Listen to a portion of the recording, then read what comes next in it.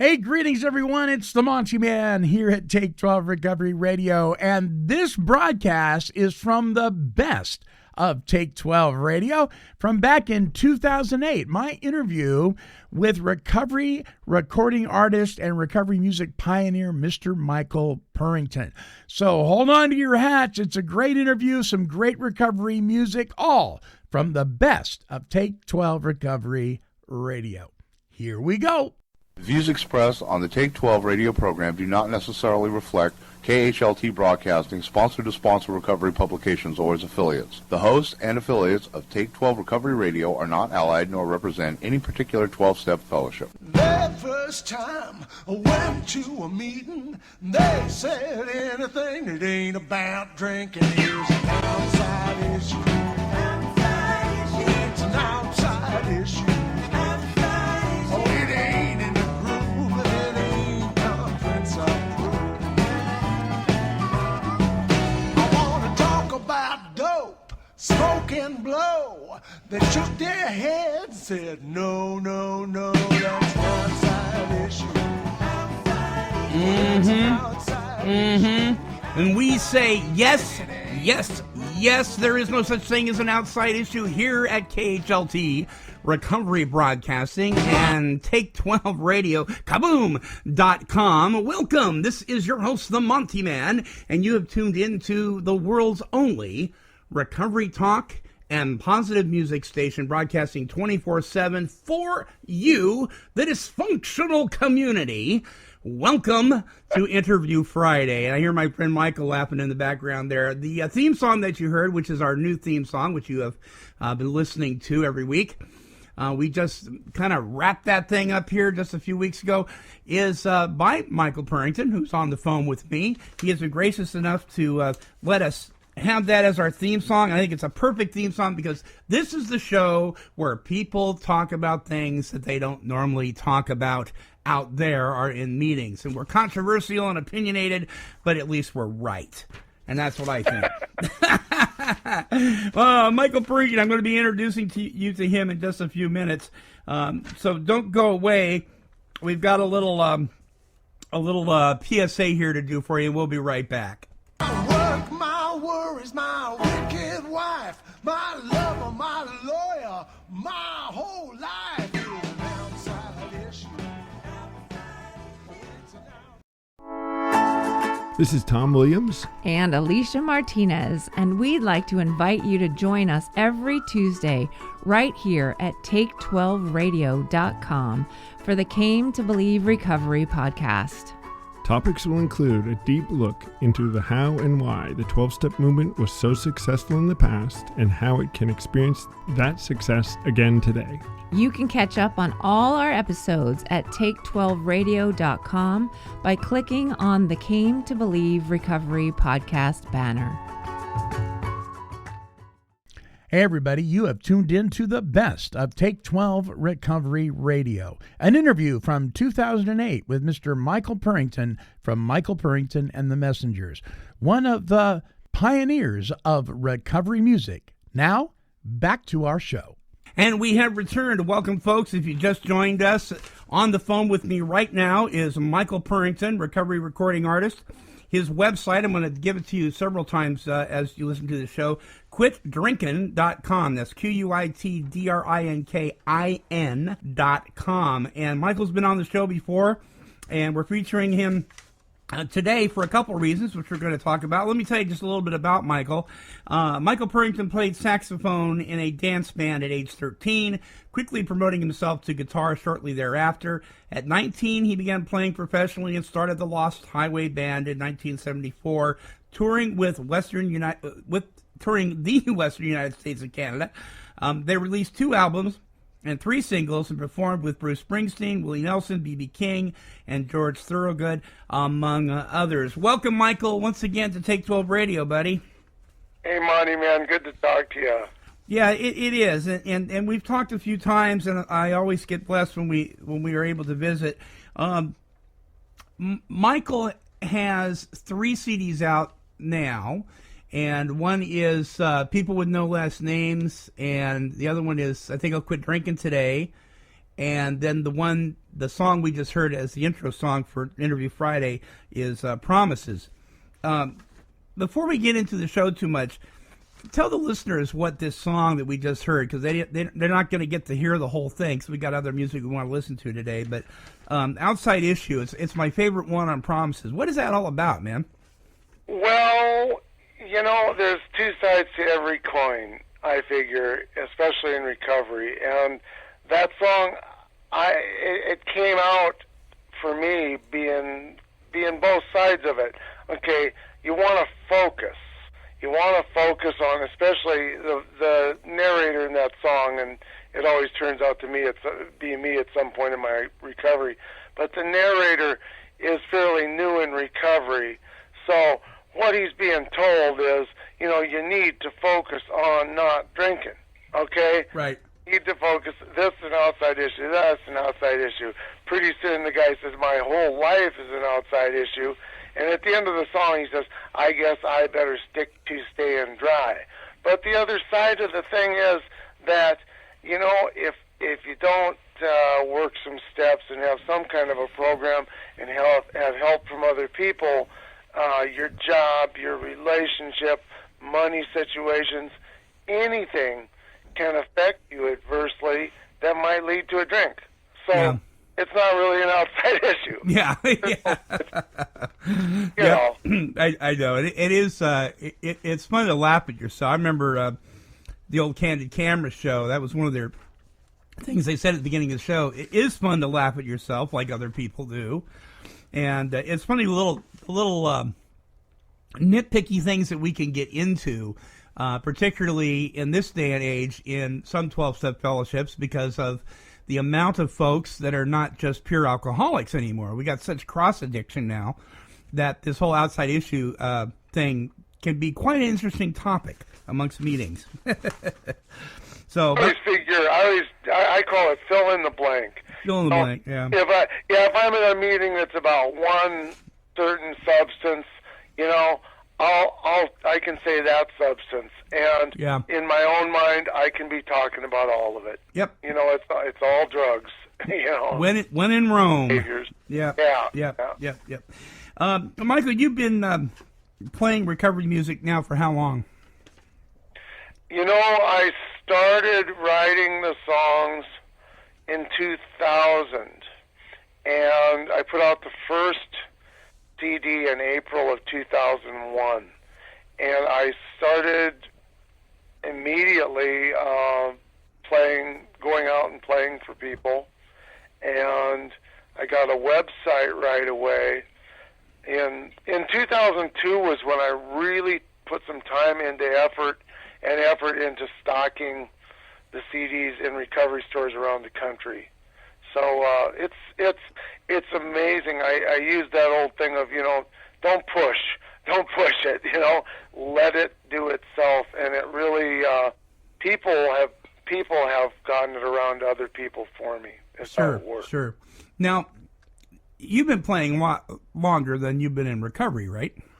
Oh, well, yeah. Okay. So what made you, what made you get inspired to do recovery music? You sit down one day and say, somebody needs to start writing music about the program, or what? No, everything stopped. I stopped playing music because I had played in bars. I mean, I played constantly. We would play, during the era when I was playing, we would play 6 nights a week, travel on Sunday, play 6 nights, and travel on Sunday, and we were just on the road all the time, and it was mostly bars. And I burned out on that. I burned out on everything.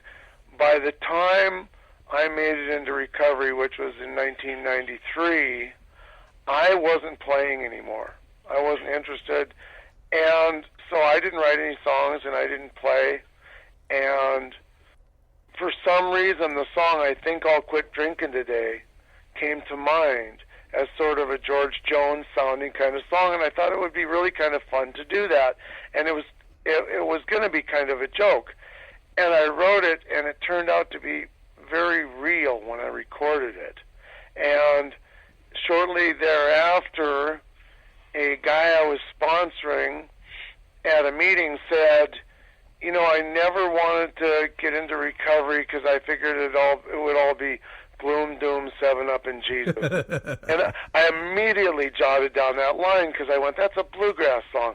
So I had 2 songs. And then it just started happening from there. It really has been, as they say, kind of organic.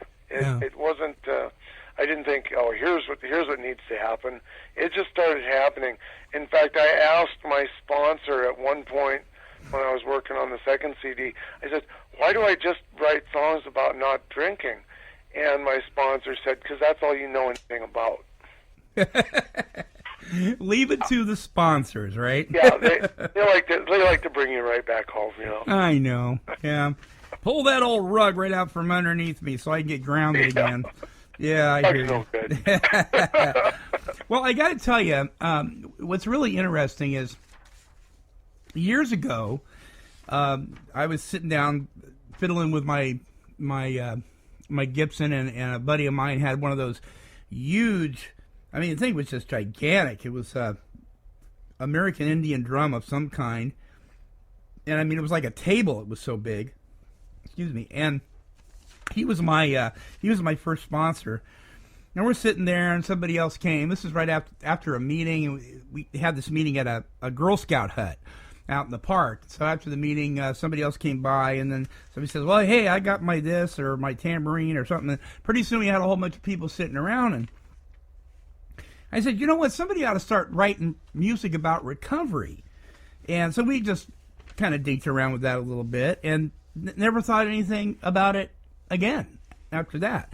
And yours, I don't know what happened. It wasn't too long after I had started radio here 3 years ago that I stumbled across your site. I don't remember how that happened, but I was like, oh my goodness, somebody did this, and it was awesome. And I was like, this is funny stuff.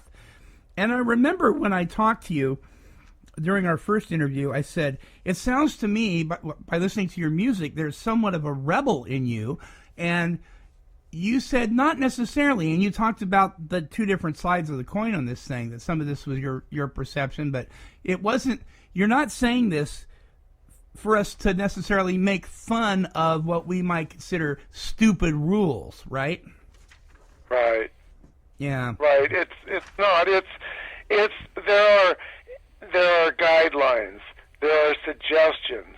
One of my favorite people in recovery, an older fella, told me, and he likes to say this a lot. He says, there are as many ways to recover as there are people in recovery. And, you know, you don't give up your individuality. Right. What you do is, what I do is I try to be part of this thing, you know, and then I add what I've got to it. And, you know, it seems to work. It's the worst thing that I think I can ever do is try to nail it down, because it's like referring to another song, there is a God and I ain't it. Yeah. You know, I know 2 things about the infinite. There is a God and I ain't it. And that's as specific as I really want to get about it, because the minute you start to define it, the nature of the word is finite. So the solution for us in recovery is an infinite solution. And I love when a group of people get together and generate solution-oriented energy. Mm-hmm. You can call that God. You can call it cosmic consciousness. You can call it a group of drunks, whatever you want. But this energy gets generated, and it gets into me, and I'm closer, I'm further away from a drink when that happens. Yeah. So, you know, yeah. That's simple, really. Right, right. The fellowship of the spirit. You don't want to miss it, folks. You really, really don't. Yeah, let's talk about the AA convention in Casper, Wyoming that's coming up that you're going to be singing at and speaking. Yeah. Yeah. Yeah, that's going to be, I'm really excited about that, because for the first time since I've been, people, I don't know, they call me up and fly me places, and then I drive some places, and it's the first time that I've ever done this. I'm doing a speaker meeting. And then after the speaker meeting, the guys are going to get up and we're going to play the music. And it's really exciting to me because the feeling of doing a speaker meeting, is you open up Right. and you reveal yourself.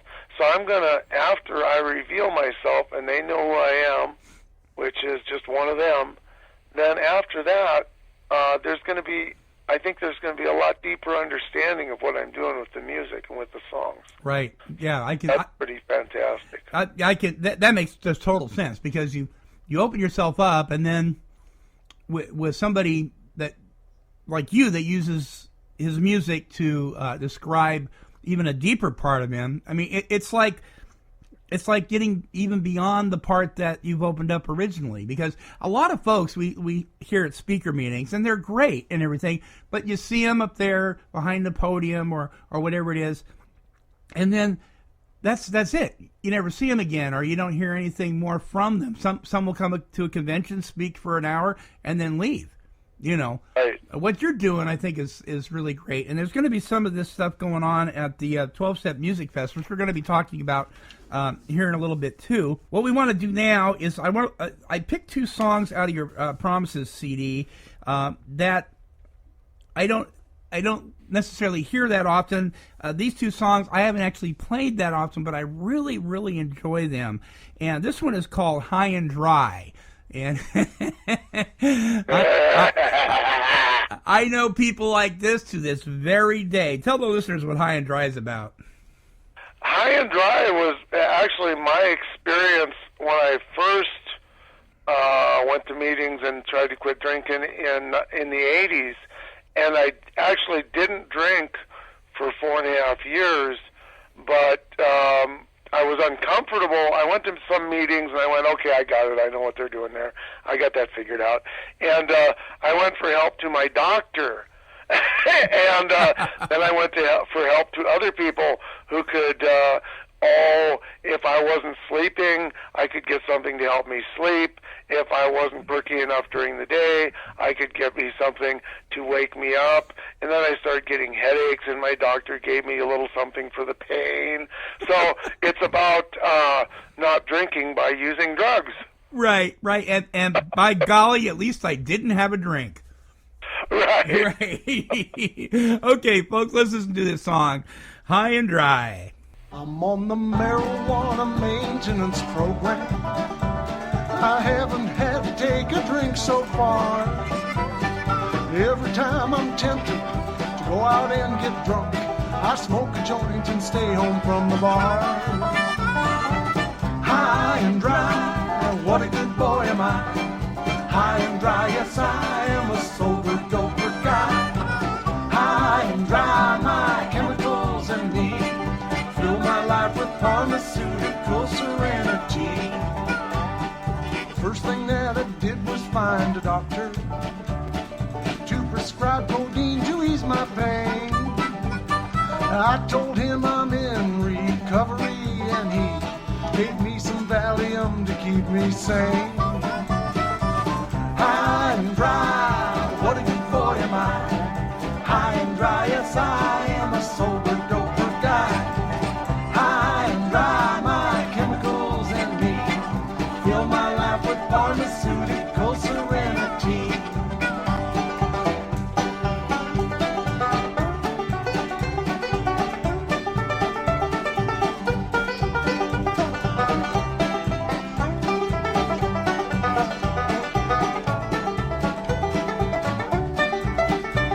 I snort cocaine all day to keep me working. It's 2 a.m. and I am shaking still. But I don't have to pass out on a half a case of brew. I'll just take a few sleeping pills. High and dry, what a good boy am I. High and dry, yes I am a sober doper guy. High and dry, my chemicals and me fill my life with pharmaceutical serenity. Fill my life with pharmaceutical serenity.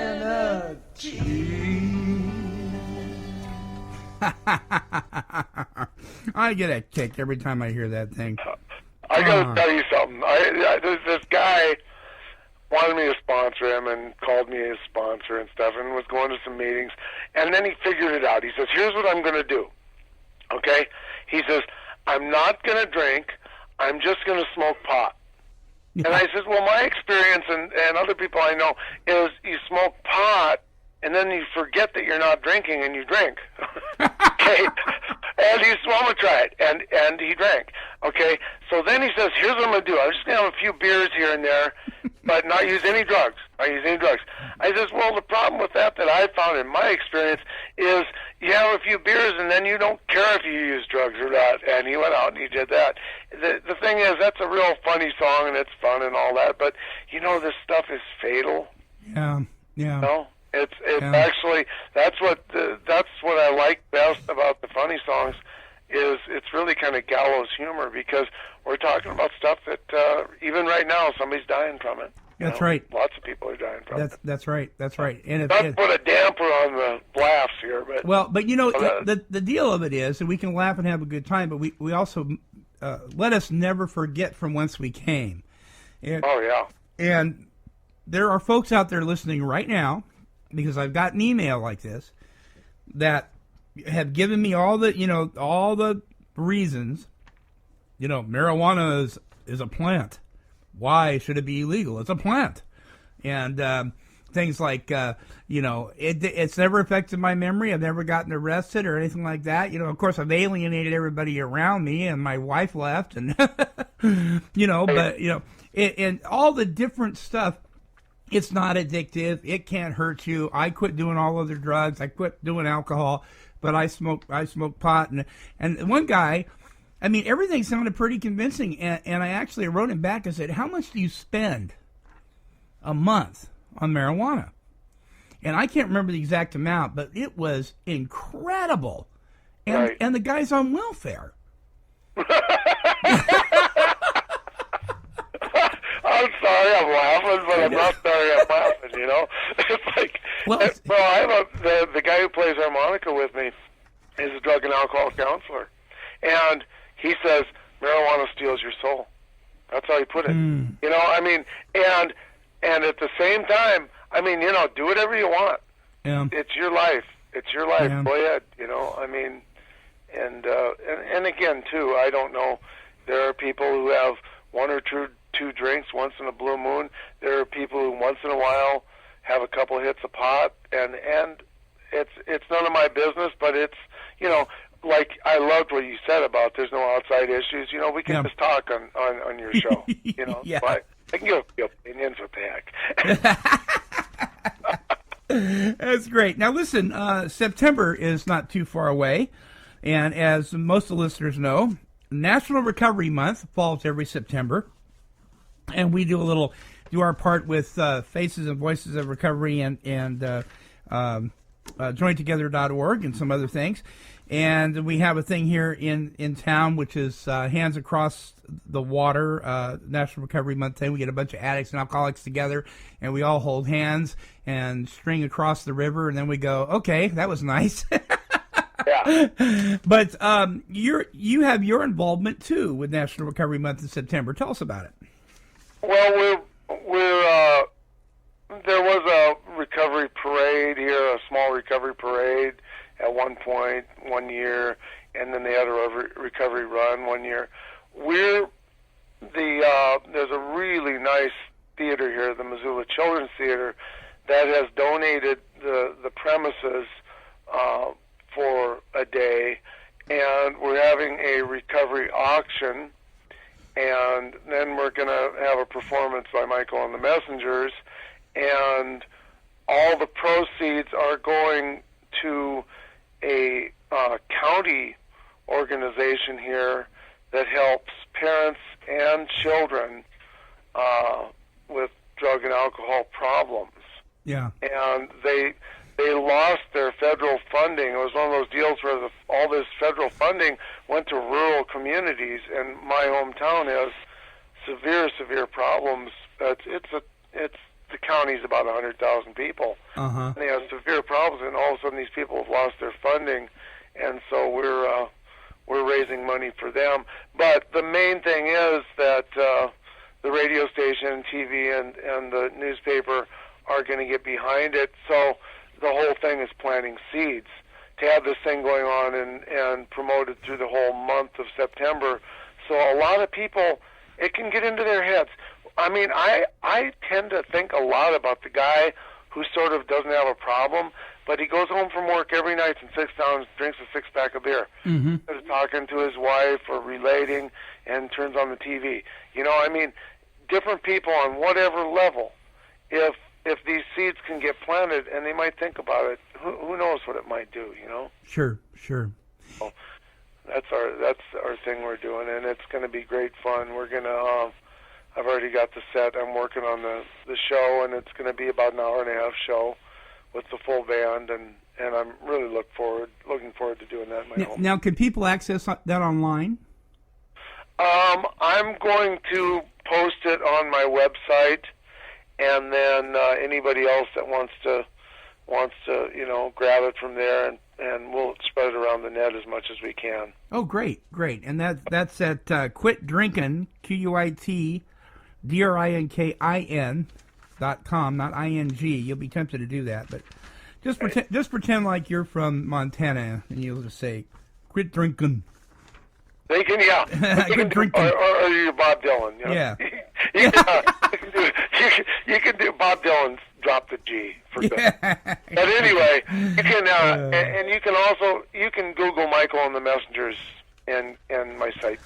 Yep, and they could go to listeners. You can go to our links page at our site too at take12radio.com, and you will find the link to Michael's website there too. Let's take a break. Then we'll listen to this next song. This next song is called "Sick People Getting Well," and think about what you're going to share with the listeners. We'll be right back, folks. All right. Hey, everybody, I hope you're enjoying this broadcast from 2008 with Mr. Michael Purington, one of the pioneers of recovery music. Now, listen, if you're enjoying this show and you would like to subscribe for fun and for free to all of our shows currently, visit us at take12radio.com and subscribe on any of the podcasting platforms listed there. Now, back to our interview with Michael Purington. Okay, and we have returned, and now we're going to listen to a song called "Sick People Getting Well" off of the Promises CD. Michael, what's this song about? It's about the intellect. It's about getting... go ahead and play the song, and then I'll kind of explain it, okay? We will do that. Here we go. Platitudes and attitudes, a lot of talk about gratitude, making rules about spiritual tools, a word or two about quitting booze. Together we disagree. Am I my problem, or is it these dry fanatics on a mission, wielding cliches and traditions? Feels like I'm recovering in hell. Sick people, sick people, sick people getting well.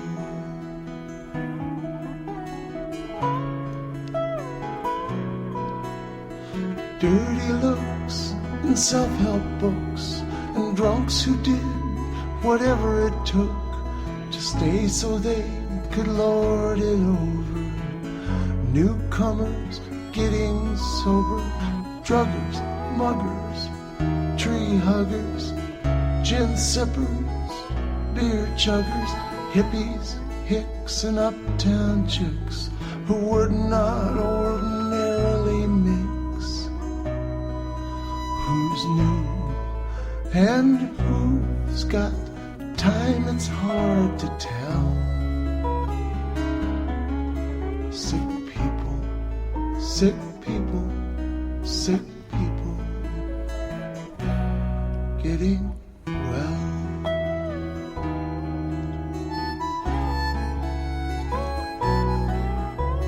Zealotry, senility, a road of happy destiny, masochists and analysts.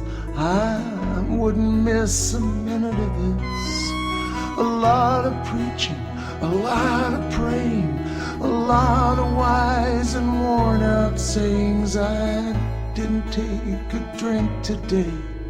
I guess it all works anyway. By now we should all be dead or in jail. Sick people, sick people, sick people getting well.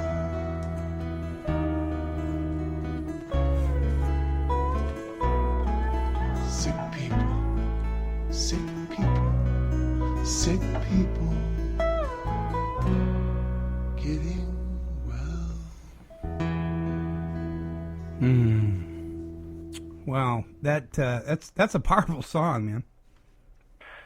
Yeah, I have come to believe that recovery and the recovery process and recovery meetings are not irritating. What happens is I allow myself to get irritated, you know? And I think that song that's a prime example of being able to use music to talk about things that I'm not going to talk about at a meeting.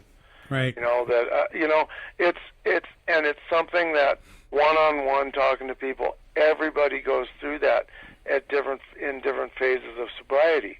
You know, that these syndromes of people maybe talking about things that would be better to talk to your sponsor about, or you know, all the different kinds of things you run into. And that one is like a lot like the blues tune "I'm Bad and I'm Mad," where it goes through this whole thing. This one particularly, the enemy is the intellect, because the intellect is judging and taking apart all this stuff and figuring all this stuff out and irritated by all this stuff.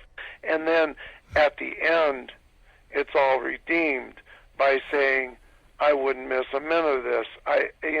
We should be dead or in jail. I didn't take a drink today. I guess it works. You know, I mean, that's the magic. That's why they say, you know, don't leave 5 minutes before the miracle. That's the miracle, you know, is that it doesn't matter. You know, all these things, you know, they say there's no such thing as a bad meeting. I mean, all these things that you might run into where there's, you know, I've been at meetings where the topic was anger, and everybody got angry. You know, I was at a resentment meeting recently where everybody just all aired their resentments. You know, I mean, the point is that resentment's the number one killer, and we need to use the solutions to get beyond that. Because if you're not getting further from a drink, you're getting closer to a drink.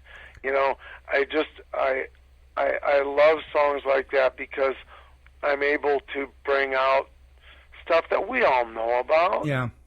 You know, and we are not saints, and we don't need to act like, you know, we don't need to sound good like Mr. Humble.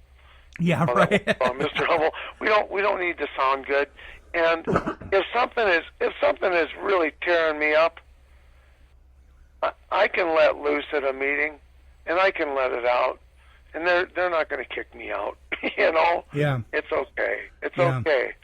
But that's one of my special favorites. My heart is in that. Yeah, I can tell. I still go into that kind of phase now and then. Sure, you know? Sure. You know, along that topic, you know, sometimes you don't have to try to intellectualize or pick apart what somebody's saying that maybe you think they're wrong or they're being too critical or whatever. Sometimes you don't have to do that because they are so blatantly just rotten to the core in their attitude that day, or maybe they're just always like that. And you see them, my home group, for instance, we just moved, and because we had a parking issue, we just don't have enough room for all the cars. And so we moved, and you pull up And there's this huge, like 3 picture windows. You pull up and you can see in there just clearly. And when you pull up, you can, if you're not careful, see, I always tell people, don't look in the window. Wait till you get inside, because you look in the window, you may turn around and leave.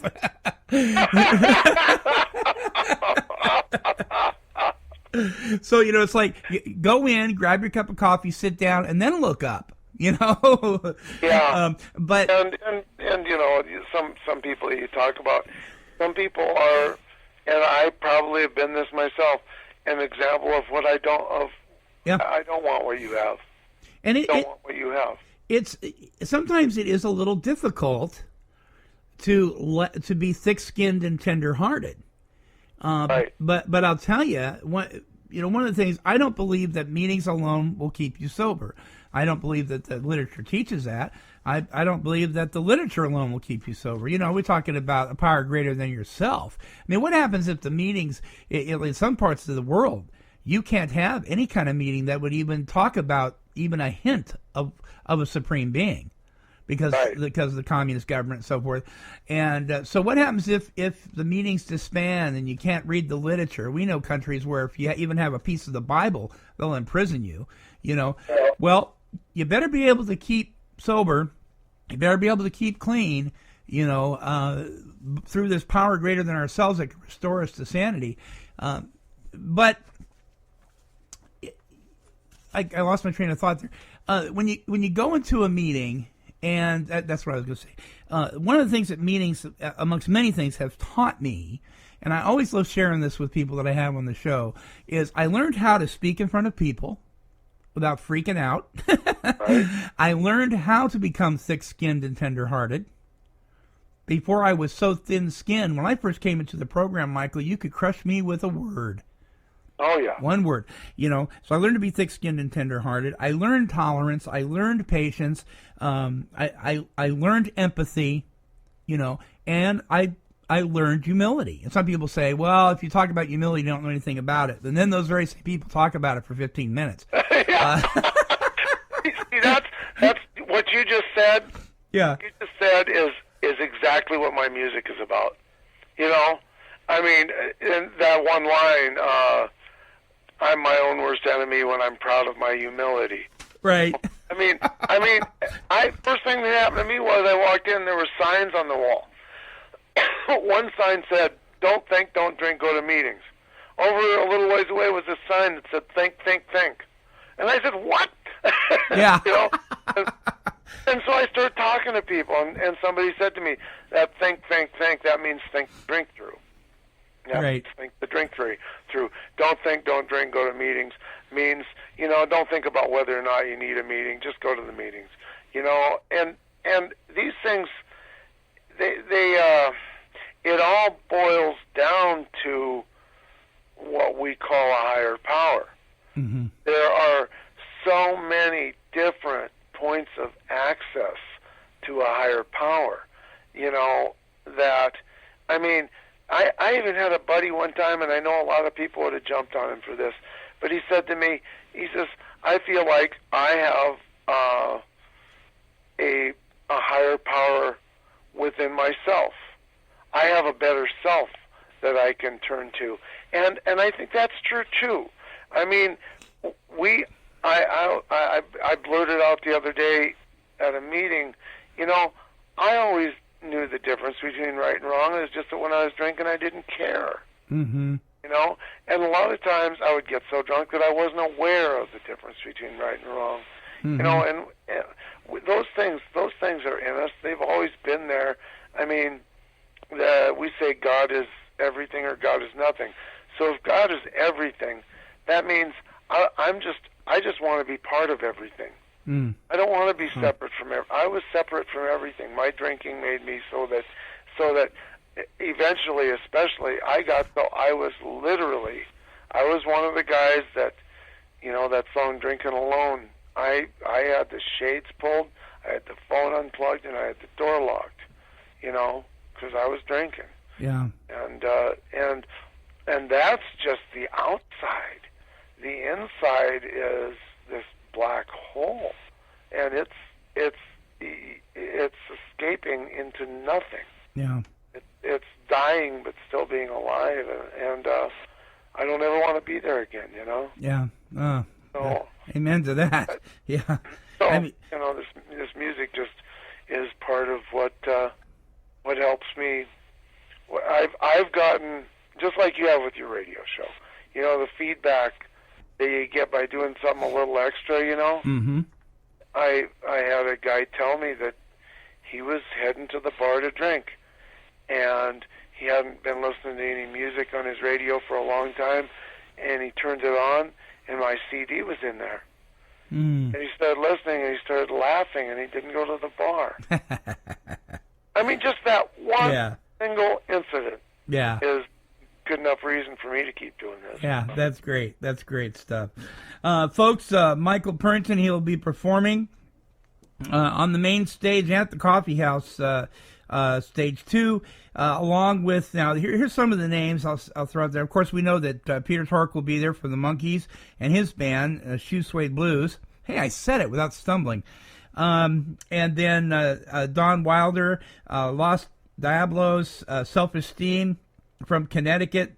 Those guys are great. I had an opportunity to spend a good part of the day with them last year, and they're just a hoot, those guys.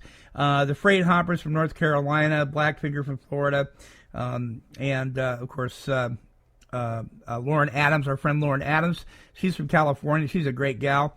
And then Gracie Van Diver, she'll be there. She's from Tennessee, and she's got the Spirit.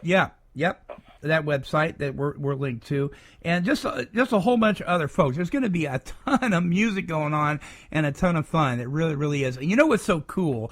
I was talking to Ann Kelly from 96.5 The Fox in Bakersfield, California the other day, and she MCs the Freedom Festival down in L.A. every year, and we were talking about the previous years that we've been there, and how the city has assigned some security for around the gates.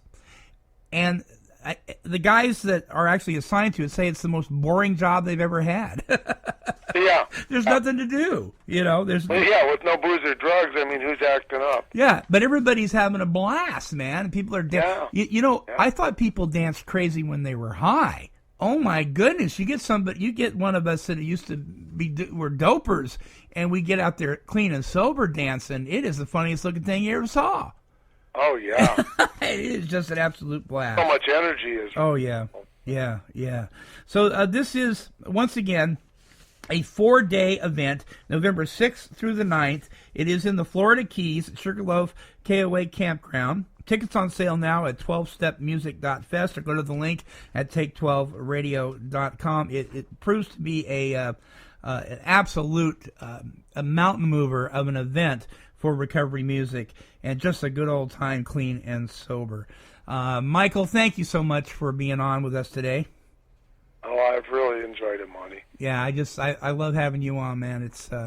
It's always good stuff. And thank you for loaning us your song, Outside Issues, for our Interview Friday. All right, folks. Until our next broadcast, this is the Montyman, along with Michael Purington, and we are wishing God's serenity for you. I guess I better stick to staying dry.